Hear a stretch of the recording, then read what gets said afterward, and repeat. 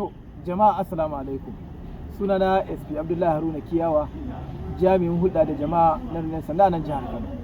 Tabbas kun ji waɗannan abu da yake faruwa a cikin wannan bidiyo, musamman abin takaici kaga karamin yaro yana ɗaga makami, irin makamin da manyan 'yan daba suke amfani da shi da sunan wai ane masa kirari yana ta ɗura ashar.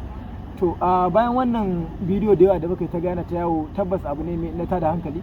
Al'umma da yawa sun kira mu kuma sun turo mana, wanda bai girma kwamishinan 'yan sanda na jihar Kano, kwamishina na 46 a wannan jiha, CP Salman Dogo Garba, ya ba da umarni akan cewa lalle a nemo wannan yaro, sannan kuma a nemo mahaifinsa, wanda ga yaron an yi bibiya an nemo shi, sannan kuma muna tare da mahaifin shi. Za ku ji wannan salo da suke neman ɗaukowa, mun ga alamu salo ne da ya kama da harka ta daba, wanda kuma domin a magance ta, wani ma da zai yunkurin yi a ga cewa an kawar da shi, domin ya zamto kuma masu tunanin irin wannan san cewa fa idan mutum ya wannan hukuma ba za ta bar shi ba. Ga shi dai wannan matashi za ku ji daga bakinsa. Menene sunanka? Abubakar Kabir. Shekarunka nawa? 14. Wani unguwa kake da zama? Oban Nasara. Mun ga wani bidiyo da wani yaro ya rike makamai yana dura ashar da abubuwa dai marasa kyau. Waye a ciki? Ni ne. Kai ne? Eh. To me kake, ba sai ka faɗa abin da kake faɗa a bidiyon ba, me ya kai ka ga yin wannan irin bidiyon haka? Ba komai ɗauɗayi. Ya tsautsayi. Su waye suka saka kai? Ba wanda ya sa ni ne ra'ayi abu. Su waye suka yi kiɗan? Wani ne, ni ban san shi ba a garin. A ina ne? Kura. Kura. Ka kai shekara nawa kana irin wa'annan abubuwan, irin rike makamai da wannan abin da muka ga kana yi din? Ni dai tun daga farkon lokacin da aka yi bidiyon yanzu shekara ɗaya ne. Ina jin ka. Shekara ɗaya da fara yi. Kayi ya kai sau nawa irin wa'annan abubuwa, saboda ganin yadda kake akwai alamun cewa ka daɗe kana yi. Kayi ya kai sau nawa irin wa'annan rike makaman? Ni iya wannan bidiyon ne guda uku. Suwa kaga suna yi? A'a waya ne gani. To alamun me kake nunawa a gurin? Rashin tarbiyya. Makaman na menene? Ba na ba ne na wani. Me ake da irin wannan makaman da kai? Daba. Daba. Ka san daba? A'a. Kuma ka ce daba? Ana To kai me ya baka sha'awa na rike wannan abin da muka kana yi? Ba abin da ya ban sha'awa. To shin kai kana ganin zaka ci gaba da wannan abin da kake yi? A'a. Saboda me? Saboda an mun faɗa an jawo ni a jiki. Waye maka faɗa?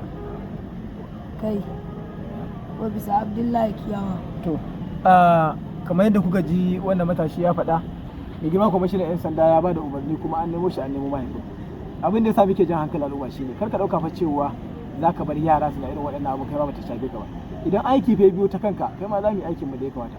Da mahaifin yaron shi ma za ku ji daga bakinsa, wanda bayan an nemo yaron shi ma an nemo shi domin a yi wa hanci a magance irin waɗannan abubuwa. Sannan kuma mu ƙara jan hankali iyaye akan cewa ya kamata fa tarbiyya da Allah Ubangiji ya ba su na 'ya'yansu haƙƙi ne akan su, ya kamata su kula, su san me 'ya'yansu suke yi, su san kuma abokanansu don kauce irin waɗannan abubuwa. To malam kaga dai abubuwan da ya faru kuma ka ji abin da muka ce. Salamu alaikum. Da ƙarfi muna jin. Salamu alaikum. Sunana Kabir Abdullahi Lawa. Ina roƙon al'umma da su sa ido ga 'ya'yansu, su ba su tarbiyya da ilimi, da dukkan al'umma annabi Muhammad sallallahu alaihi wasallama, wanda ya kauce hanya Allah ya dare shi kan hanya, Allah ya shirye mu shirye zuri'anmu. Ya kaga wannan abu da aka ce ɗanka ne? Ban ji daɗi ba, na ɓata raina ya ɓaci. Allah ya sauke, Allah ya kiyaye. To menene sana'anka? Koyarwa nake. Koyarwa? Malami ne. To kai baka kula da tarbiyyar wannan yaro kenan, kai dai ka ga abin da ina kula da shi. Allah ya rika ya faɗa ne baka haifa halinsa ba. To ya kaga wannan tsari da muka ɗauka na nemo? Wannan yayi daidai. To Allah ya kiyaye. Amin dan san baki. Kamar yadda kuka ji kuma kuka gani, saboda haka gaskiya za mu ja hankalin iyaye, musamman iyaye da suke da yara a gabansu irin waɗannan masu wannan shekaru. Yawancin shekarun waɗanda suke irin wannan abubuwan za ga shekaru ne da suke fara daga shekaru 8, 9, 10, 11, 12, 13, 14 zuwa 15.